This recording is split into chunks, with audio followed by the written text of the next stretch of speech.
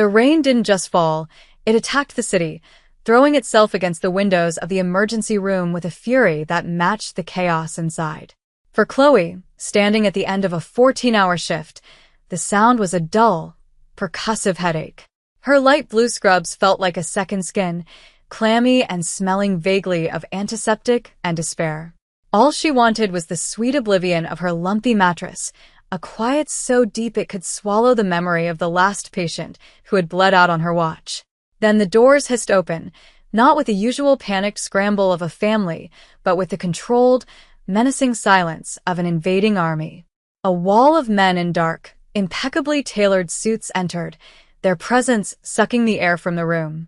In their center, a man carried an elderly woman, her small frame limp in his arms, a dark stain blossoming on the pristine white of her hanbok. The man's face was a mask of cold granite, his eyes sweeping over the room with an unnerving stillness that was more terrifying than any shout. Every nurse froze. Doctors looked down at their charts, suddenly fascinated by routine paperwork. The usual ER symphony of beeps and cries and hurried footsteps died into a single, held breath. Chloe watched, her exhaustion a heavy blanket, as the man laid the woman on the nearest empty gurney. He was Kwon Ji-hoon, and even in a city that pretended not to have a dark underbelly, everyone knew his name. He was the head of the Golden Dragon Syndicate, a Korean mafia boss whose influence was woven into the very fabric of the metropolis. And his mother was bleeding. Kwon Ji-hoon felt the silence as a physical pressure. It was the silence of fear, a tool he had sharpened and wielded his entire life. But now it was a weapon turned against him. His mother's breathing was shallow, a faint, rattling sound that tore at the edges of his control. He had built an empire of silence and respect, and in the one moment it mattered, it had rendered every so-called professional in this room useless. He could have a man's life extinguished with a single nod, but he couldn't make a doctor look him in the eye. His gaze, black and cold as river stones, scanned the faces of the cowards. He saw them flinch, their gazes skittering away like startled insects. Useless. All of them. His rage was a white-hot coal in his chest, threatening to burn through the iron discipline that had kept him alive, kept him in power. He needed to scream, to tear this place apart until anyone moved. But he held it in, the pressure building behind his teeth. And then he saw her. A young woman, a nurse, her face etched with a weariness so profound it seemed to eclipse fear. She was leaning against a counter, her posture slumped, but her eyes were fixed on his mother.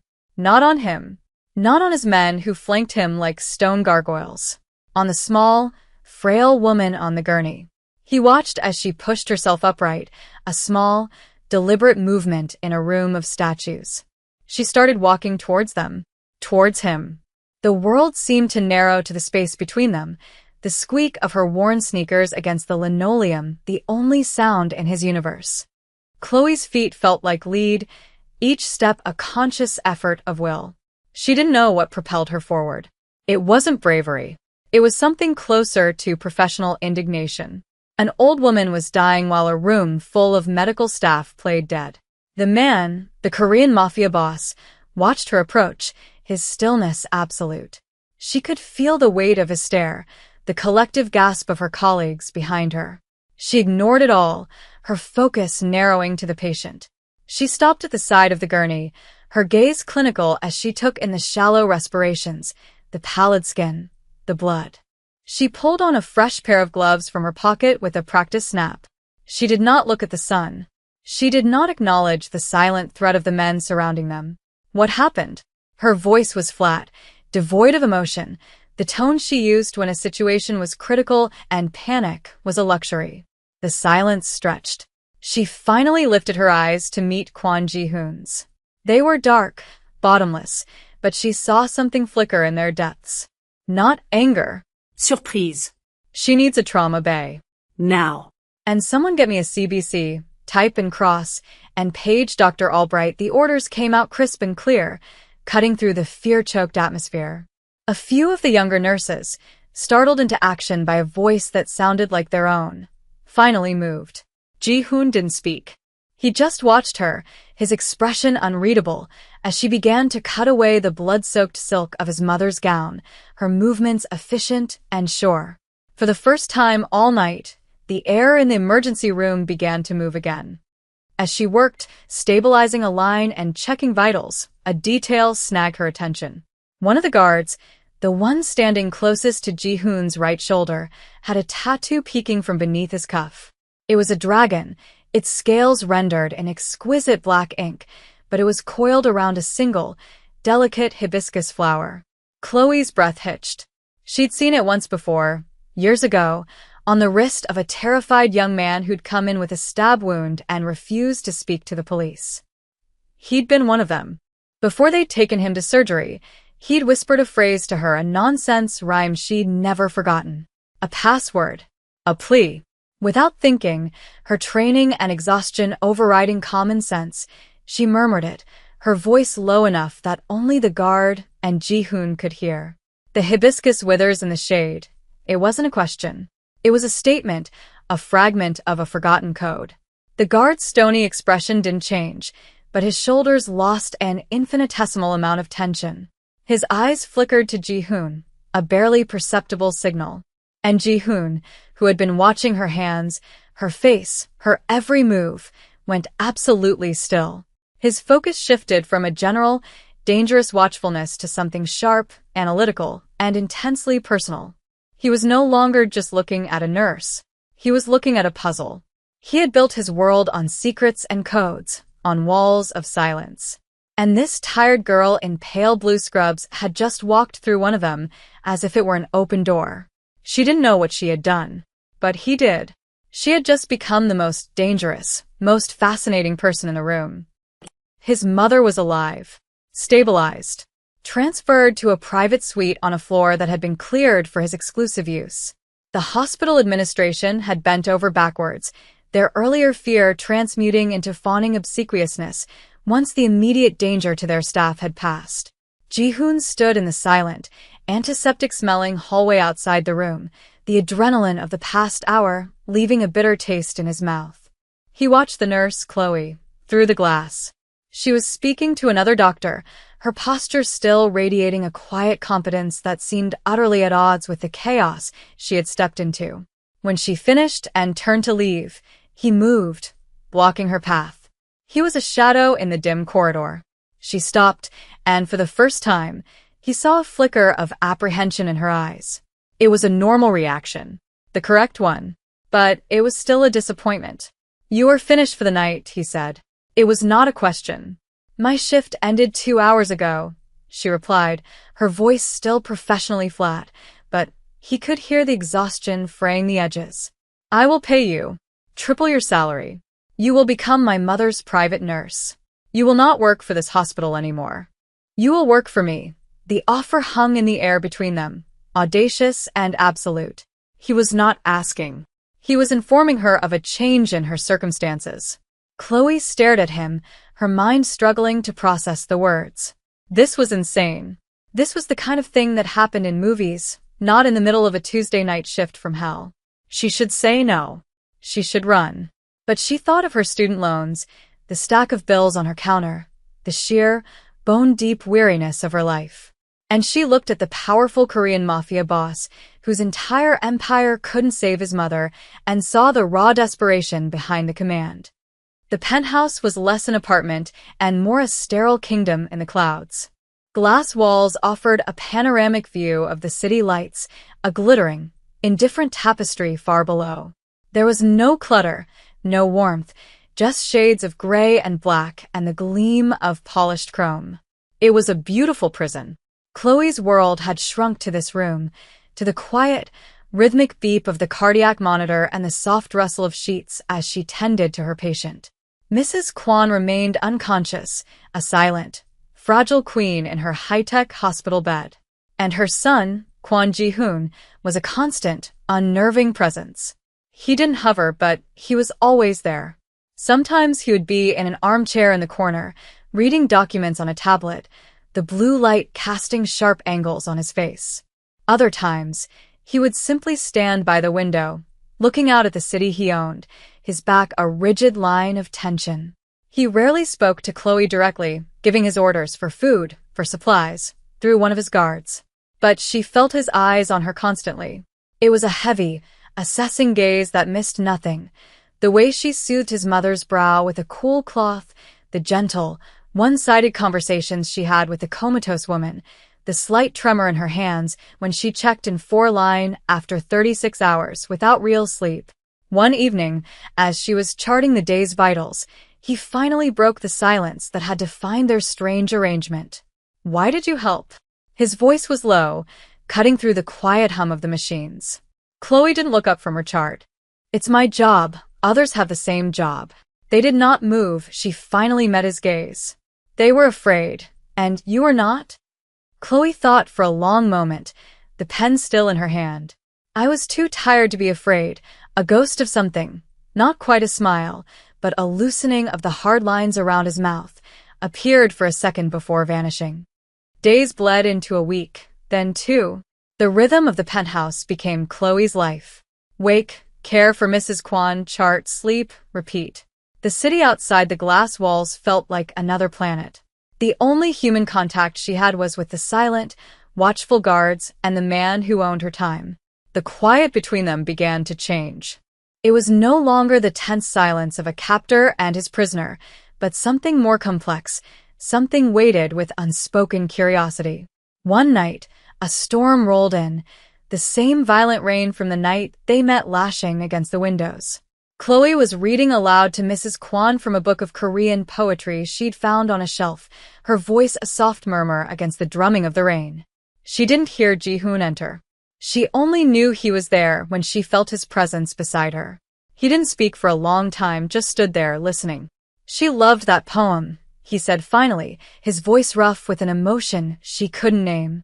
"My father used to read it to her." It was the first time he had mentioned his father, the first crack she had ever seen in the facade of the untouchable Korean Mafia boss.